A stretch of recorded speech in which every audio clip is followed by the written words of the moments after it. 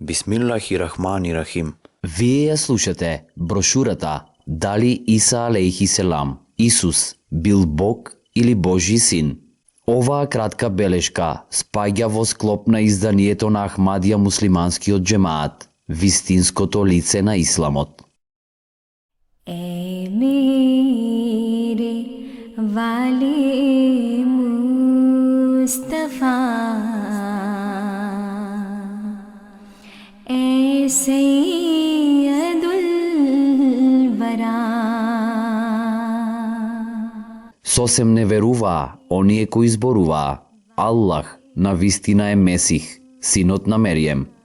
А Месих зборуваше: О синови Израилови, обожавајте го Аллаха, Господарот мој и Господарот ваш. Се враќам при својот Отец и вашиот Отец, при својот Бог и при вашиот Бог. Нашите христијански сонародници сметаат дека Исус, мир нека е на него, е Бог и втора личност во Божјото поглаварство.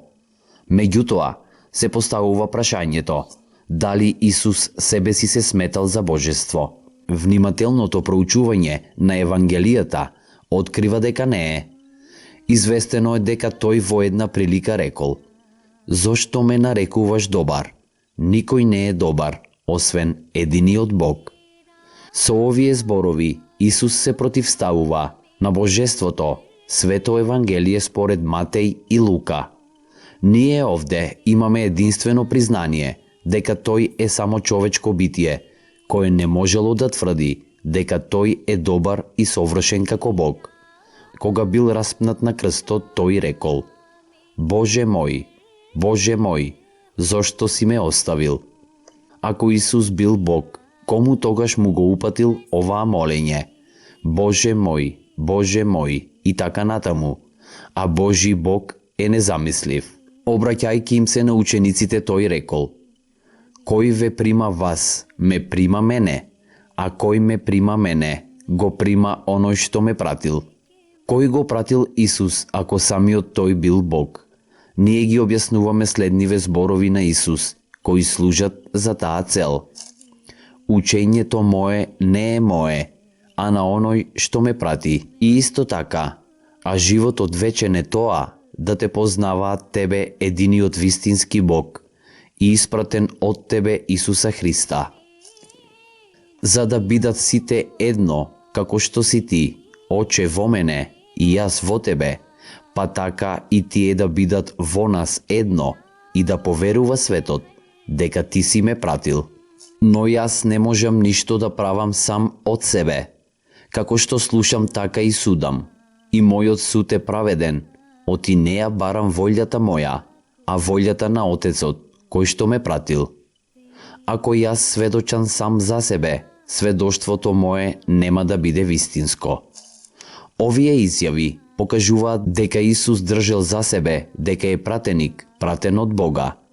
На оние кои го обвиниле и не биле подготвени да го препознаат неговото тврдење, тој им рекол: Пророкот нигде не останува без почест, освен во својата земја, меѓу роднините и во својот дом. Според Исус, Бог бил сезналец, а тој од друга страна држел за себе дека неговото знаење било ограничено. Тој вели: А за тој ден и час никој не знае, ни ангелите небесни, ниту Синот, а само Отецот. Повторно, кога еден од писарите го прашал Исус која е првата наредба, Исус му одговорил дека првата наредба е: Првата од сите заповеди е: Чуј, Израеле, Господ, Бог наш е еден Господ, што дефинитивно ја потврдува строгата Божја наредба на израелците, пренесена преку Муса, и со тоа уверливо покажува дека на Бог, Создателот на се, треба да му се препише љубов со целото срце, душа и сила е. तुझी से आँख है ए नहीं अरे खुदा ए मेरे वाले Фактот дека Исус себе си се сметал за Син Божи не е доказ за неговата божественост. Тој за целото човештво сметал дека се синови Божии. Тој вели: и никого на земјата не викајте го свој татко, оти еден е вашиот Отец, кој е на небесата. Некои критичари тврдат дека како што зборот Бог бил применет за Исус Христос, тој стои дека е единствен и божествен, но тоа не го потврдува неговото тврдење, бидејќи во Исход 7:1 стои дека Бог лично зборувал за Муса како за Бог на фараонот, а за неговиот брат Харун како за свој пратеник. И Господ му рече на Мојсеја, велејки: ете, јас те поставив да му бидеш Бог на фараонот, а Арон, братот твој, ќе ти биде пророк твој. Исус Христос, кој погрешно бил сватен од евреите во врска со ова прашање, и од таа причина тие решили да го каменуваат, објаснил дека неговото тврдење има преносно значење, а не вистинско. А јудејците пак зедоа камења да го убијат. Исус им одговори: многу добри дела ви јавив од мојот Отец, за кое од тие дела фрлате камења на мене? Му одговорија јудејците, велејки: за добро дело камења не фрламе на тебе, туку за хулење, оти ти, бидејќи се правиш Бог. Исус им одговори, наведувајќи го Псалм 82:2.6. Не е ли напишано во вашиот закон, дека таму Бог рекол: јас реков, богови сте? Ако он нив ги нарече богови, оние кон кои беше упатено Словото Божјо, и не можеше да се урне писмото. А на оној ли, кого го освети Отецот и го прати во светот, вие велите: хулиш на Бога, дека реков: јас сум син Божи. Изразот син Божи евреите го користеле дури и пред појавата на Исус. Всушност, тој израз е многу стар. Во Битие 6:2 за синовите Божи е говорено како човечките ќерки ги земаат за нивни жени. Тогаш синовите Божи, гледајќи ги ќерките човечки дека се убави, ги земаа кои што ги сакаа за жени. Во врска со Израил, познат како и Јакуб, напишано е: Израил е мојот првороден син. За Сулејман, кој ја изградил Божјата куќа, читаме: јас ќе бидам негов татко и тој ќе биде мој син.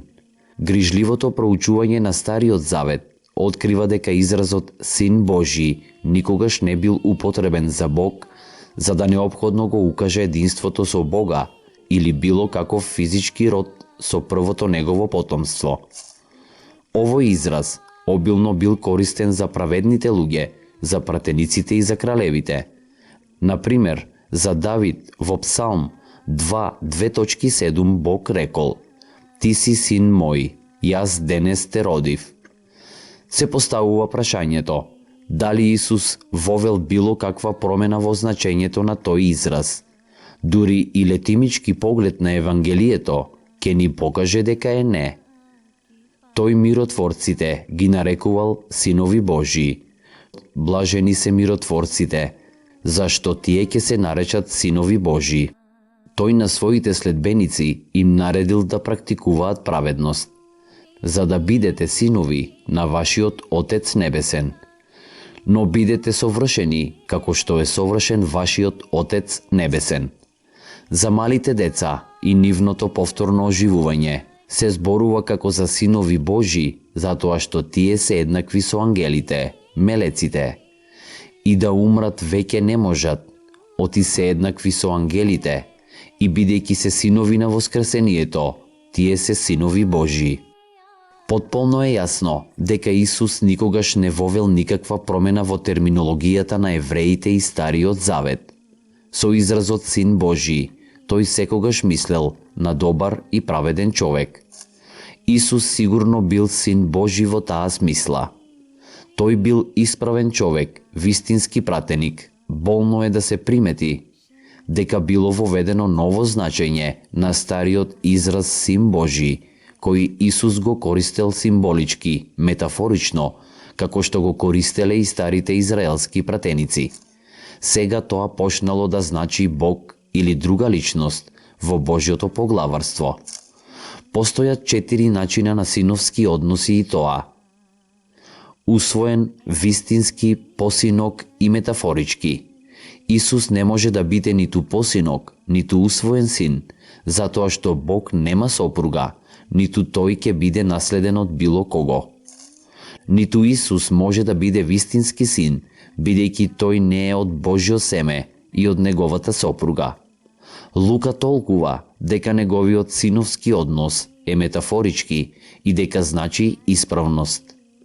Ако Исус се смета за син Божи во вистинска смисла, затоа што бил роден без посредство на маж, тогаш всушност Хебреин конечно тоа го решава, тоест го отклонува овој погрешен заклучок и заблуда. Таму се тврди за овој Мелциседе, кралот од Салем, свештеникот на највозвишениот Бог, кој го сретнал Абрахам, враќајќи се од ритуалот на симнување на кралевите и го благословил, на кого Абрахам исто така му го дал 10-тиот дел од се. Прво што, според интерпретацијата, бил крал на праведните и после тоа, исто така, кралот Салем, кој е крал на мирот, без татко, без мајка, кој немал свој род од почетокот до крајот на животот, туку е создаден како син Божи, истрајувајќи непрекинато како свештеник. Зарем не е страно оној кој нема род да треба да биде исклучен од тројството, е да е вклучен оној кој има овоземска мајка. Понекогаш се заклучува дека како што Исус тврдел: одете и научете ги сите народи, крштевајќи ги во името на Отецот и Синот и Светиот Дух, дека тој е втората личност на тројството. На прво место, како противставување на тоа, треба да се примети дека овој говор е забележен само според Матеј и никаде на друго место. Матеј е склон кон преувеличување и според Пиксовиот коментар на Библијата значајни се следните забелешки за изразот кој е во прашање. Црквата во првите денови не ја исполнувала оваа светски раширена наредба, дури и да знаела за неа. Наредбата да се крштева во тројно име е експанзија на подоснежното учење. Во Светото Евангелие, според Јован, се среќаваме со слично толкување. Таму стои вака: бидејќи таму се тројца кои ги поднесуваат записите на небесата, Отец, Реч и Свет Дух, и тие тројцата се едно. И таму се тројца кои го поднесуваат сведочењето на земјата, дух, вода и крв, и овие тројца се собираат во едно. Ревит, думеловиот коментар на Библијата за горе наведениот текст вели: сосема е сигурно дека овие зборови не му припаѓале на оригиналниот текст. Тие се пронајдени во грчките ракописи пред 4 век, а ги цитирал некои од отците пред половината на 5 век. Отците го разбрале делот во неговата оригинална форма, дека символизира тројство, интерпретација, која може би на почетокот била уфрлена како споредна забелешка, а потоа го пронашла својот пат до текстот. Пиксовиот коментар на Библијата, страна 920, исто така го дава следниот коментар на истите изрази. Зборовите на небо, на земја, најдени во потврдената верзија, не се дел од оригиналниот текст, туку се самоволни зборови, додадени во раните вметнувања.